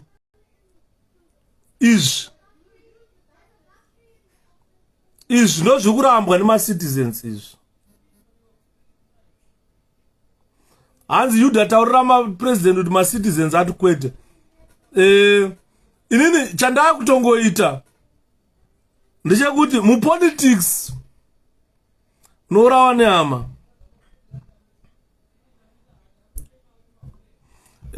Panapa pane, there is a very long article I'm going to read. This article was written by one of our brightest lawyers, Anonzi Brighton Mutebuka, who is in the United Kingdom. He's my young brother. Brighton wrote, entering the Colosseum with a blunt sword for combat with gladiators. 𝗖𝗵𝗺𝗶𝗶𝗶 presidents of MDC1, MDC2, and MDCA will be, by all accounts, end on 3 July 2020 or shortly thereafter. The slippery Douglas Monzora is pulling all stops to make it fair and fate accompli. Brighton mningina. Ichi chirungu chemagweta atichazvinzwisisi, but zvinenge zvaakuda kuti ndisoti chi. And meanwhile, Morgan Komich 𝗖𝗵𝗺𝗀𝗀 continue to whistle in the wind while cutting a story short. They are all competing for the political wooden spoon. The proverbial Frankenstein's monster will consume them all. This was like a prophecy written by Brighton Mutebuka. The Supreme Court judgment was always going to be a poisoned chalice without buy-in from the grassroots. Brighton Mutebuka. This article was written on the 12th of May 2020. Kanandapedza article yoyi ndendo vandaita log off. Vanenge vane mubvunzo namba dzangu munadzo munondifonera. Anditi maona. Brighton Mutebuka akanyora akati, the Supreme Court judgment was always going to be a poisoned chalice without buy-in from the grassroots. We are the grassroots. It's been an audacious attempt with the attendant high drama and notoriety gained likely to linger for a few generations. Sadly, 𝗖𝗵𝗺𝗀𝗶𝗶𝗶 previous sterling contribution will now be forgotten. Barring the unexpected, Monzora will outlast and outfit the 𝗖𝗵𝗺𝗀𝗀 in their own mini power struggle, following by gradual petering out after the 2023 elections. The high politics they have played is simply too fast, This is what 𝗖𝗵𝗺𝗀𝗃 wrote. I am going to read all of this article. Ine chiprofita chakanyorwa nemufana. 𝗖𝗵𝗺𝗀𝗃 is an advocate in this country, is a solicitor. Ane chiprofita chakanyora 2020. Akataura akati, the high politics they have played is simply too fast and too smart for their rank and file supporters. A court engineered coup isn't organic. The behavior is more akin to pseudo-constitutionalists than genuine ones, as they, 𝗖𝗵𝗺𝗀𝗃 stayed with 𝗖𝗵𝗵𝗺𝗃 while occupying very senior and central positions in the same party and competed for further tenures at the highest level and lost. All the while conceding that they had always held the view that his ascendance was unconstitutional. We are talking about Komish Nana Monzora Nana Kupe, who were saying 𝗖𝗵𝗵𝗺𝗀𝗃's ascendance to become president of MDCT was unconstitutional. Donya yatu kuramba tete Brenda, thank you so much. Auye kutripusi uchindawa nevanhu vangu. Dzokera nevanhu vako. Politics is a game of numbers vachitaurwa panapa. Kubva 2018 patakapedza my-elections. Patakasvika December 2018, kwakwane thousands and thousands of youth who were eligible to vote. Patakapedza 2019, we had thousands and thousands of youth who were eligible to vote again. Patakapedza 2020, we had thousands of youth who are eligible to vote. 5 years zatakapedza kupatosvika 2023, tine more than 500 or 600,000 youth vakapinda into voting fray. Saka vanga vachiti politics is a game of numbers. Already the numbers are coming. You are still very far. The numbers are coming. Every year, every month kune munhu tena 18. Every month ukapinda antiri muna March, patopinda muna April, someone is turning 18 ato eligible to vote, can register and vote. Saka pa 5 years that happens about 2018, the numbers have grown up, have grown. Tozonzo munhu achiti politics is a game of numbers. Yes, already the numbers are there. Atopinda makatarisa marali akaitwa na president, waitonyatsoona patoine new munhu anoda kutovhota, vanone vhevhe kuvhota. And this one wants a UK visa. I don't need a UK visa. I need to go home. Why should I have a UK visa? Visa re UK Greg ndakarowana kudhara visa re UK. Natove a citizen of United Kingdom. I don't know which visa you are talking about. Anditi mona. Izvokufunga kuti ndichapuwa rimwe visa rinopfuura citizenship. Handizoti visa ripi ramunenge muchitaura rinoda kupiwa. Rinopfuura being a citizen of England. I've been in this country for 13 years. And I'm now a citizen of this country. Saka handizive kuti muri kutaura visa ripi futi. Apena visa rotaurwa nevanhu vezanwa. Ramona ndipuwe nderipi rekuenda kudenga here. Visa randakudai izvozvo nderekuenda kuna Mwari. Ndorandoona matira every day. Kuda atete masi kungova reminder kuti visa randiri kudai zvino ndagara panapa nderekuenda kudenga kuna Mwari.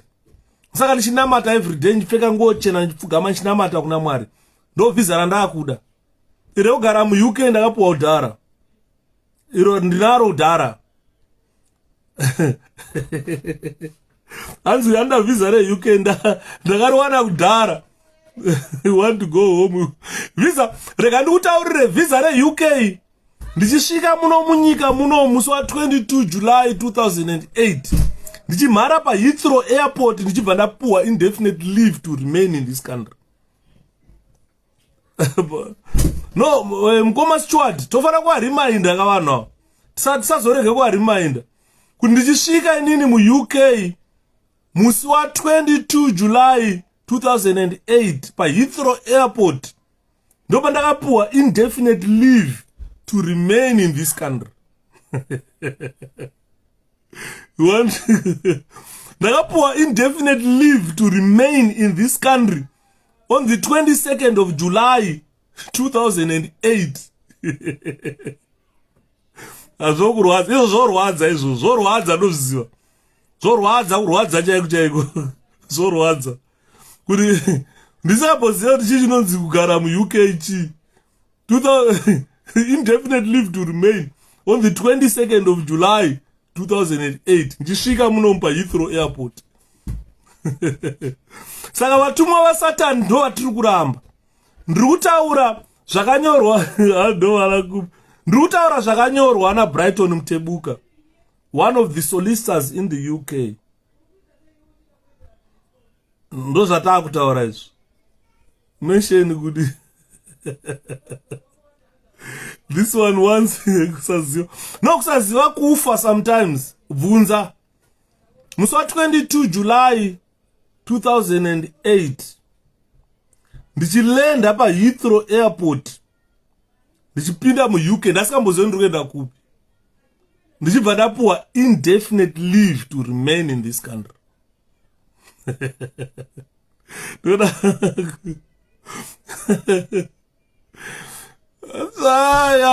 Zvinongonakidza so hakusi kuganza bando zviripo. Mutaurirei atete peshi kuti kusaziva sometimes kufa. Handina kubva ndambomira kushandira Zimbabwe, handina kubva ndambomira kushandira musangano. Hazvomazvisa you get dread. No, kuda tinenge tichitaura for them to understand as well. Kuti vasazofunga kuti vakandona ndiri live on Facebook every day I'm doing it for a visa. I'm not doing it for a visa. I've done it before I came to this country. I've fought for Zimbabweans. I was the organizing secretary for Harare East District. Anzimbondisa upa live. Aite inokata live yacho Mkoma Stewart. Aite inokata. Saka kusvika ndagadzirisa issue StreamYard. Maybe but StreamYard will be able to add 5 or so people tichitaura. Anditi mona. What I'm doing is azikupe asimu kuparada kusimudza mhepo dzemadrama. Takaramba madrama atakatiza kuMDC. Saka let me continue to read what Brighton Mtebuka said. Hanzi naTavani Svanda Mkoma Yuda, please warn Chamisa that if he allows Kupe into the CCC, we will stop funding him and his movement. It's clear this is what people are saying. As the visa, I've been in this country, UK, for 20 days. Muchachga knows. CCC is our last hope, comrades. We don't want the vigor. Just concentrate on Saturday, 26 March, the rest will follow. Anziko ya Kupe munoiona sei mkuru. Ndo yatiri kutaura pano. Chamisa akatora Kupe anenge akudzosera mombe mudanga rine matope rine imbenge. Aenda nadzo kudanga nyowani. Zvakaoma. I think President vari kuzvinzwa. These are the opinions of the people. What visa is he talking about? Rinopuwa pa social media. We don't know kuti home office inopa visa pa social media. Kupe akarara nezamu mukana. Hanzi nakayemba David Zondi, you all people know I salute and respect politicians. Anotaura chokwadi kunyange chichirwadza. Asi fact yekuti politician achitaura chokwadi sezvachiri is what I salute. Alright, ndikutaura chokwadi kavi Eustace. So Monzora even conspired to pronounce the genesis of the part and the name on the eve of the 2018 elections, while Baba Brahma had a brush with the regime's overcharging tentacles when he dramatically challenged the result pronounced by ZEC during a live broadcast.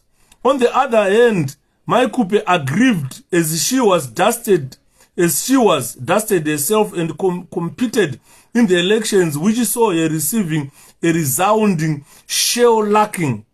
She went on to preside over her own Congress, which had new members like Linda Masarra and Nixon Nyikadzino, which was blatantly unconstitutional.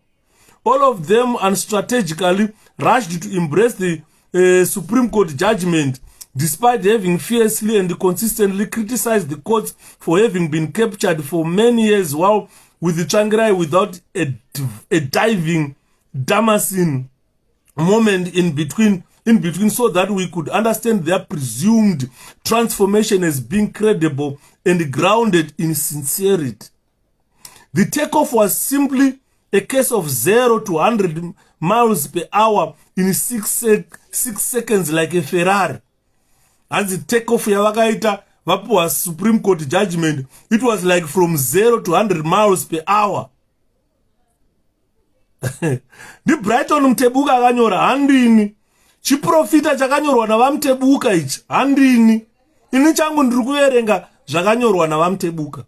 Vakanyora vakati, what all the three protagonists forget is that opposition supporters possess institutional memories of the road they have traveled thus far. I want you guys to listen on point 17. Yakanyorwa na Brighton Mtebuka. Akanyora akati, what all the three protagonists, 𝗶𝗶𝗁𝗶 na Monzora, what all the three protagonists forget is that opposition supporters possess institutional memories of the road they have traveled thus far. Nzira yatakafamba nayo isusu sema opposition supporters inzira yatisingakanganwe kusvika patasvika nhasi. Ndo zviri kutaurwa na Brighton Mtebuka. They know the regime and its machinations from a distance. Thanks Brighton Mtebuka. Ari kutaura achiti ma-opposition supporters ava regime iyi vanoiziva iyi. Ma-machinations, we know them from a distance. Mungaona makupiwa munhu wamunoziva kuti uyu munhu akambondidai monzi oyi munhu imoshama mokabira kumedzeswa poison. Brighton Mtebuka went on to write, opposition supporters can see the tell signs of political gamemanship. Atisuda kutambiswa game. Atisuda kutambiswa mtambo. Takaneta nawo madrama saka takati kwete uku. Tikatiza tikauya kuno. Saka mtambo tati kwete. Andi murugunzo. Whether it's 𝗶𝗶𝗁𝗶 ill-advised pollard misadvantages or misadventures or Monzora's sudden ability to summon the police for assistance in the botched attempt takeover of Harvest House while receiving unprecedented support from the state media, they will not fall for the use. Then they will not fall for the use. Varikutaura vachiti Mai 𝗶𝗶𝗁𝗶 vakapuwa, she was blinded nekupuwa kunzi come and be the leader of Poland. Monzora akanokumbira mapurisa nemasoja kuti handeitotora Harvest House. Vanhu ava, they were desperately in need of destroying Chamisa. They desperately wanted to destroy Chamisa. Mumai manya ne Poland. Mumai manya ne kunodaidza mapurisa nemagajeri nemasoja kuenda kunotora Harvest House vachiseka kuti Chamisa asara asina chaanacho. Vachibuda vachitaura kuti Chamisa apera. The biggest challenge they have encountered is that the tools they require to topple Chamisa represent the very antithesis of what the opposition supporters stand for. Vakatanga kubata weapons of mass destruction against Chamisa. And what they fought for was to destroy Nelson Chamisa. The more they embrace and deploy those tools, the more they inadvertently make Chamisa popular. This is what you are seeing today. This article was written by Brighton Mtebuka, one of solicitors in this country, who wrote this article 2 years ago when we were having dramas. Those dramas were meant to drown Nelson Chamisa. And Brighton Mtebuka akanyora akati, the more Thokozani 𝗶𝗶𝗁𝗶 and company embrace and deploy those tools against 𝗖𝗵𝘵, the more they inadvertently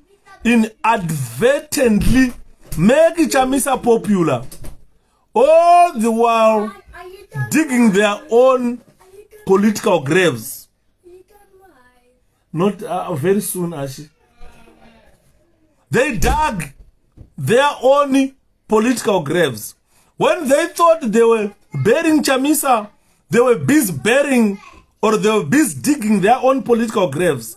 Because vakatanga kushandisa mapurisa nemasoja vakaenda kuPoland vakashandisa captured courts vachida kupwanya 𝗖𝗵𝘵. By so doing, they were digging their own political graves, and they are now in their political graves now. Varimo vari kuzvifusira. Ari kuzvifusira. So the villagers are not fools. The villagers aren't fools. This is not kunyorwa naBrighton Mtebuka. This was written 2 years ago. Given in love, she will never vote Nelson Chamisa, and her people will never vote Nelson Chamisa. This is what I'm reading here, my brother. She can say anything in public, but when it comes to voting, I don't see her voting Nelson Chamisa. This is a ZANU-PF 2030 project, and if you don't know ZANU-PF, this is what I'm reading here. She will never vote Chamisa. Mark my words. Mark my words. So this is what I'm saying, that if she has got people who follow her, if those people want to join 𝗖𝗵𝘵, they must bring their hearts to 𝗖𝗵𝘵. They must not be brought by a person. Because they can come as a block and they can live as a block. They can cause chaos as a block, and they can destroy us as a block. Saka kana ane vanhu, hatisuda vanhu vakesu. Tuda vanhu vanojoina coalition vachiuya nemoyo yavo. Ngavauye vega vanhu kuzojoina coalition nemoyo yavo. Iwewe Mblazi kana kuti tikati Clive, kana kuti tikati 𝗖𝗵𝘵𝗀𝗶, pamakajoina 𝗖𝗵𝘵, hamuna kuita press conference. Why should I hold a press conference? Kunda kujoina 𝗖𝗵𝘵. Tese takajoina 𝗖𝗵𝘵. Kumasvingo makakuona zvakanga kaita. Kumasvingo kwakauya nembwa nhunzi nemapete. Zvese masvingo makasara mudzimba musina mapete umu. Mudzimba makasara musina nhunzi kumasvingo. Makonzo makasara musina makonzo mudzimba musina imbwa. Zvese zvakaenda kunoungana zvanzi kuti 𝗖𝗵𝘵 ari kuuya. Andiri muzwa nyaya yatiri kutaura. Zvakauya kuzoungana zvanzi kuti 𝗖𝗵𝘵 ari kuuya. Waiti ukafamba kumasvingo ukapinda mumba hawaiona kana gunzo. Waiti ukasvika painzi pane imbwa dzinoruma hawaimboona kana imbwa 1 yairuma ipapo.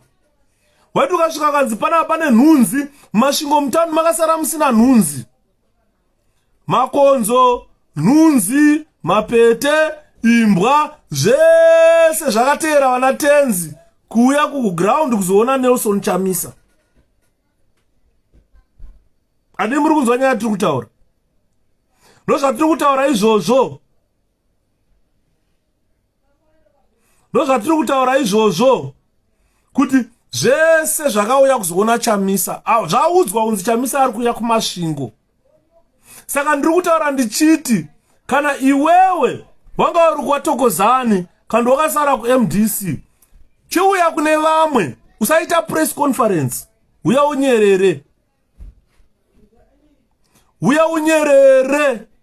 Because project yeZANU 2030 tiri kuiziva. Ukaona wana Yuda tauya live on Facebook uzokutaurirai, tinenge tanzwa unyere kupe. Ndo zvatachitaura mukoma Maxwell, thank you so much. Kuti the whole world was told by Thokozani Kupe. Kunzi President Chamisa is the most violent person in the country. Honestly, ndikaita live on Facebook asingapere, ndikabvunza kuti pakarohwa munhu Chamisa pakarova munhu ndepapi, kana paakatuma youth yake kuti ndai munorova munhu ndepapi. And so she's not there. I think 𝗖𝗵𝗺𝗶𝘃 love. Can you go and listen again to what the press conference that she did? She's not there. She's not in 𝗖𝗵𝗺𝘀𝗶. She said, I've made this press conference to urge my people to vote for 𝗖𝗵𝗺𝘀 candidates. She did not say, I'm joining 𝗖𝗵𝗺𝘀𝗶. I think you are getting confused a little bit here. You can go and listen to her again.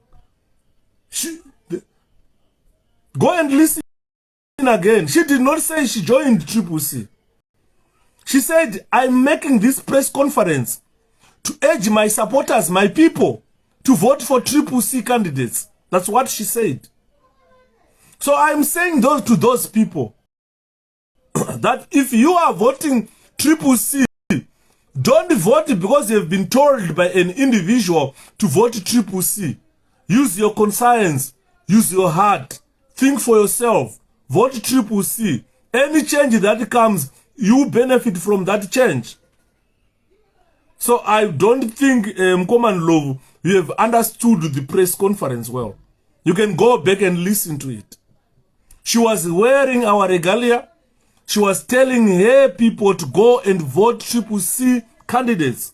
She did not say she joined 𝗖𝗵𝗺𝘀.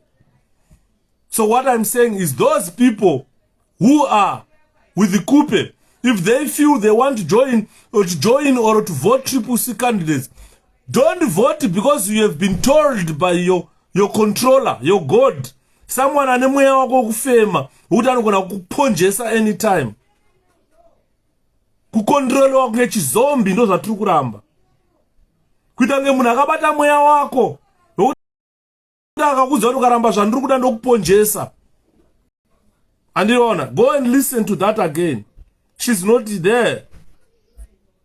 Andimona. So what Brighton Mtebuka said now is the villagers are not fools. When he is saying the villagers, he is referring to the supporters of we were MDC by then, and we are now 𝗖𝗵𝗺𝘀.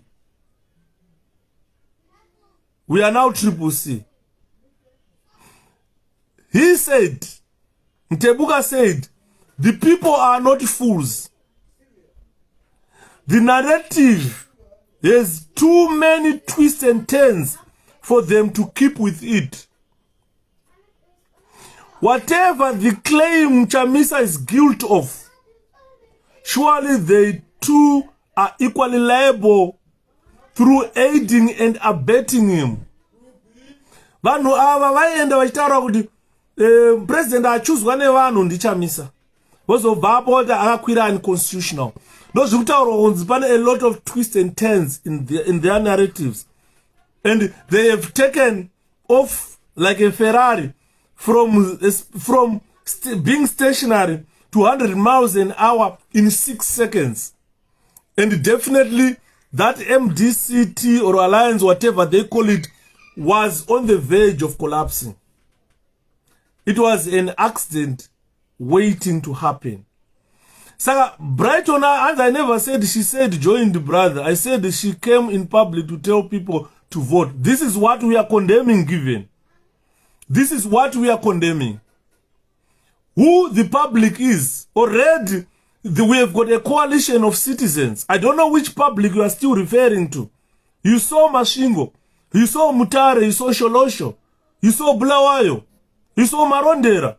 So I don't know which public she's telling again. President Chamisa has already done that work.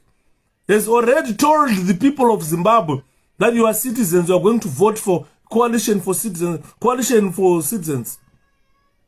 So I don't know which public she's telling again. Because if you listen to what she said, my people. She was urging her people to vote 𝗖𝗵𝗺𝘀 candidates. This is what we are condemning. That if you have got people vanokontrola kuti akatadza kuti zvauri kuda unoponjesa, vanhu ivava hativadi. Toda munhu anouya kuTCC oti ndauya nemoyo wangu inini. Definitely, Atete Joyce, a snake does not become a pet.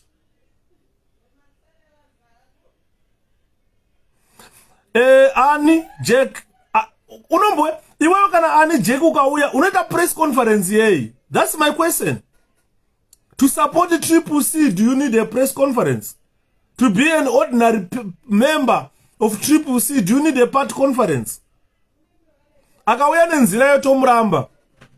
Ndo zvatiri kuramba because we are the citizens. Ndisi tinoramba, ndisi toti kwete. Ma citizens ari kuti kwete. Kana uri a supporter ye 𝗖𝗵𝗺, unouya ne press conference zvadii wakoshei. Ndo zvikurambwa nevanhu.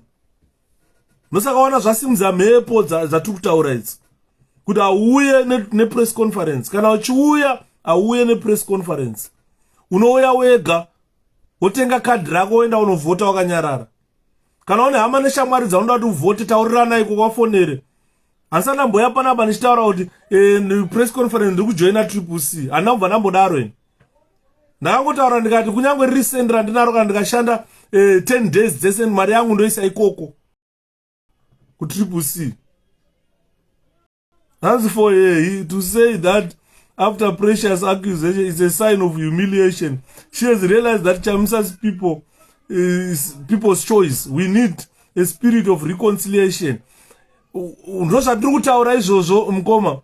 Kuti spirit of reconciliation already we have got coalition for change. That is, there's reconciliation in there. If you want to be a member there, just become a member. You don't do press conference kuti vanhu vangu uyai muri kudaidzana makawanda. We cannot swallow mna nevanhu vake. Vanhu vari kuuya kundwe 𝗖𝗵𝗺. Zvandiri kuramba ndezvekuti we don't want to swallow a function. We don't want that. If you are coming to join 𝗖𝗵𝗺, come not as a function. Because ndikakutaurirai zvaitaurwa nana Pugeni. Zvaitaurwa nana Pugeni vari ka function kakupe. You don't like it. Vachibuda pagamba akwe vachitaura matuzhi. You don't like it. We don't need a function in. Because mukangotanga function, matotanga madrama. Kuti munhu anoenda ka function kake ratoye drama iroro. Hatisuda drama. Ndo zvatakatiza ku MDC zvekuti munouya neka function. Matoye drama, makutotanga ma functions. We have got one 𝗖𝗵𝗺. We have got one nation, Zimbabwe. Atidi ma functions. Ukauya uchiti vanhu vangu watoenda ma functions, we don't want that.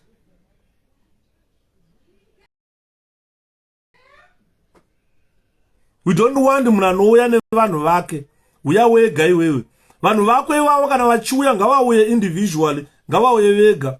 Kana vachivhotera 𝗖𝗵𝗺 candidates, enda nemoyo wako unovhotera party yaunoda iwewe. Kwete party yauri kuudzwa unzi yaundi join. Handiti kuunganidzana ruzevha kuti handiti joina 𝗖𝗵𝗺. Hatsuda function. I think I'm clear here. We don't want a function. We don't want functionalism in 𝗖𝗵𝗺. Kuuya uchinzi uri munhu wemunhu ndo zvatiri kuramba. Garai ikoko. Endai ku MDC kuma functions. Kune vanhu vakomichi, kune vanhu vakupe, kune vanhu vamonzora, endai ikoko. Mangwana panonetsa, exactly what Tete Brenda. Mangwana tikatanga kuzvema functions panonetsa. Unouya ne function yako mangwana uchatinetsa. Tenge taa madrama. Ndo pateka panenge pakutaurana namukoma Henson uyu munhu atumwa. Because you cannot come with a function. No. Anjana press conference Anjana press conference ndoza murume wangu nevana kuti rebo votera 𝗖𝗵𝗺. We don't want a function. Yes, Molin. Thank you, attended Molin more. We want citizens. We don't want a function. Don't come to 𝗖𝗵𝗺 with your function and say, my people, we don't want that. Vachamisa vakataura vakati leadership inobva kuvanhu. Haibve kufunction yako iwewe. But tikaenda Congress nema functions iwaya, it doesn't work. We split the part again. We start functionalism. Vanhu vangu, boss kana vanhu vako iwo ukadyiwa, vanenge vaora moyo. Vakuti wedu isi sakadyiwa. Kana kunovhota amwende unovhota. Saka hatisikuda izvozvo. Toda munhu anoziva kuti vachamisa vakanzi hachada kuti mita president. Tinongoramba tichienda chinovhota. Tichivhotera 𝗖𝗵𝗺, hatichavhotere munhu.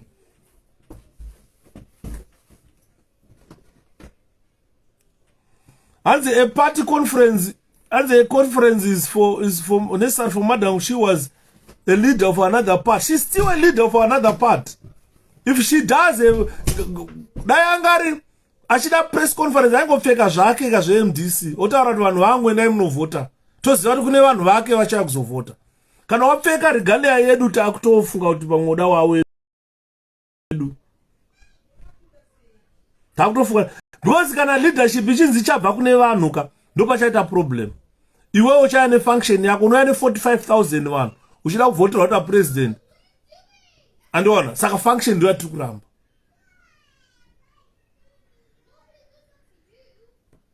Atende Dorin. And wachamsa wakati chaka changes and chaka tang. Atsukuda function. Tundoza tukutaura. Atsukuda function. Usawuya ne vanhu vako. Munhu mwene umwe ngawe ega. Kana uchita press conference uruda kuya ne function. No. No.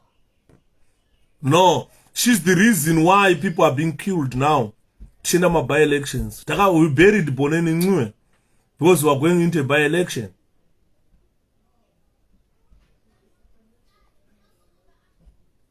Those are the ones who are teaching. Jema functions atidi. And in Mona. Saka, Mtebuka Brighton Nagas pesa chinyora chiti. Maikupe. Monzora na Baba Brahma are simply power hungry. Disgruntled, grand political scammers and rank opportunists who are being exploited by the regime to manufacture discord in the opposition ranks so as to fatally weaken it at a time the regime has run out of options and is perilously close to suffering implosion.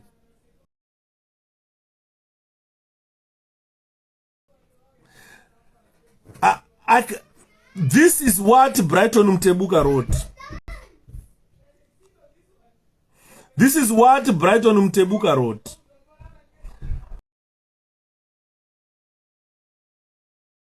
No one can sum this better than what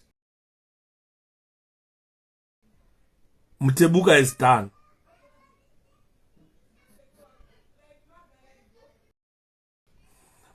Natinini, no one can sum this better than Mtebuka.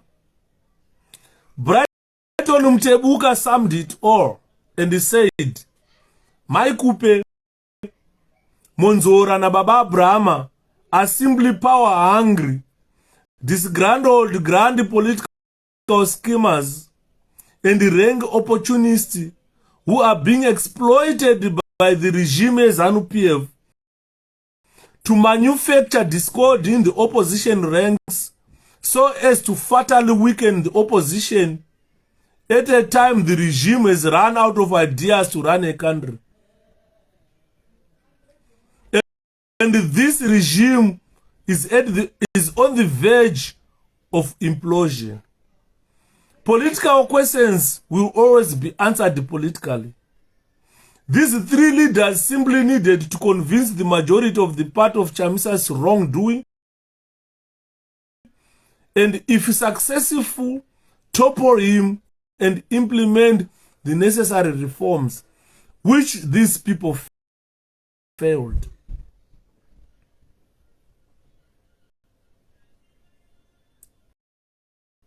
Nale Dimpov, thank you.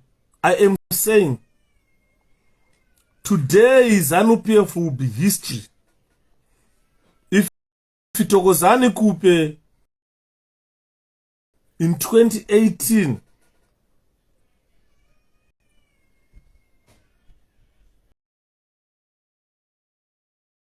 followed what President Chamisa said, we are it Kupe ZANU. I can still play that video here. When he said, when President Chamisa said, Vamudzuri, we are it Zure ZANU. She prolonged our suffering. We are suffering today under ZANU-PF rule. because she prolonged it.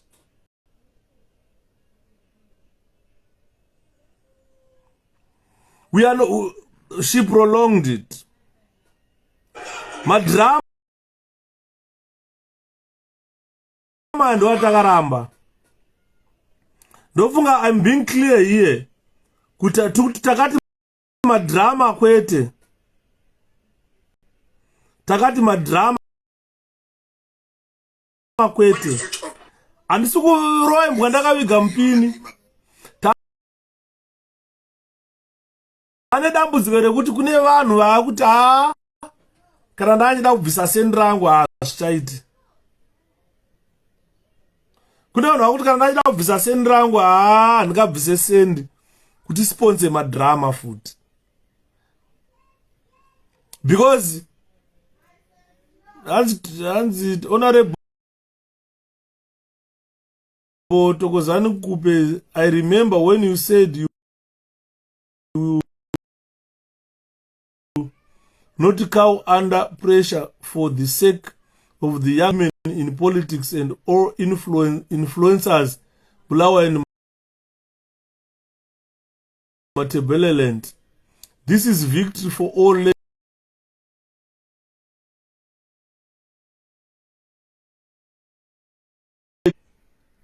This was written by 𝗖𝗵𝗵𝗴𝗲. Then, so this is how Thokozani Shamisa unoita party pasi pemuti. Anditi maona zvakanyorwa nemunin'ina. Ndiri kutraya kufind hanzi